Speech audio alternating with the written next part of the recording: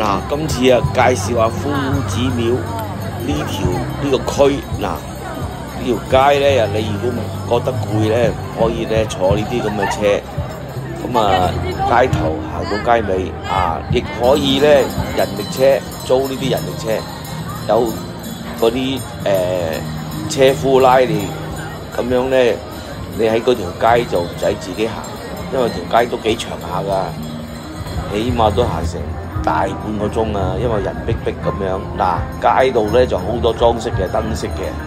咁如果有啲女士咧就嚟到呢一間店鋪嗰度咧，又有啲服裝咧可以租咗咧，扮到好似啲古時嗰啲人啊，同你個頭飾同你做埋啦。咁你喺個街嗰度咧行嚟行去都得嘅。嗱，租咗啲人力車啦，咁啊可以拉住你又唔使自己行。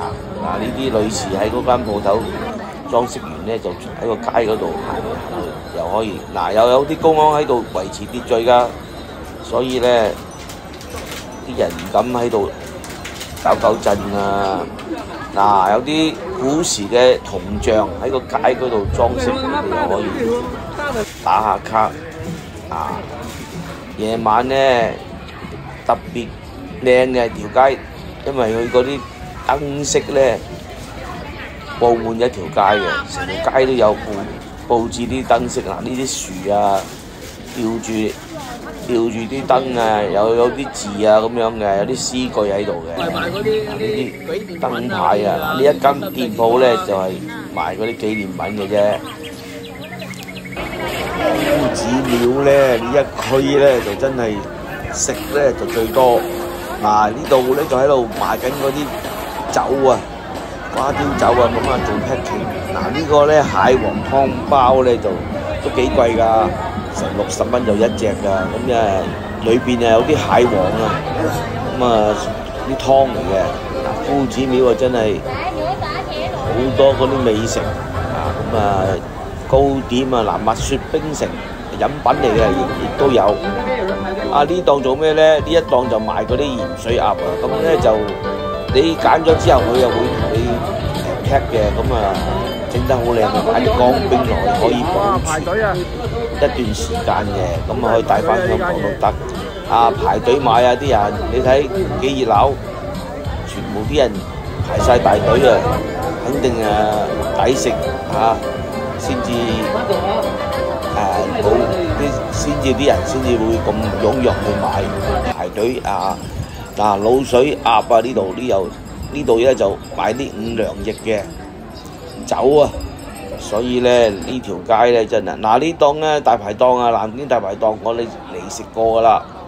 裏邊裝修得都幾靚嘅，古色古香。咁呢一個南京大排檔咧，做啲嘢抵食平靚正，所以咧就影咗俾大家睇。佢裏邊嘅裝修好堂皇嘅，個天花呢條龍喺呢個南京大排檔裏邊咧，個鋪頭裏邊咧當係一個天花吊飾燈，好長嗰條龍。咁喺個天花嗰度，佢個天花樓底又夠高，幾唔錯嘅。影俾大家睇睇啦。呢度咧就係另外一條環街就係裏邊又有好多食品賣另外仲有啲手信可以喺度買埋都得。呢啲蟹黃湯包呢度係另外一檔嚟嘅。咁咧又有啲梅花糕飲品都有。呢啲蟹黃湯包咧成60蚊一隻㗎，都唔平㗎。請訂閱日奇哥，點讚分享及俾個 like，多謝各位。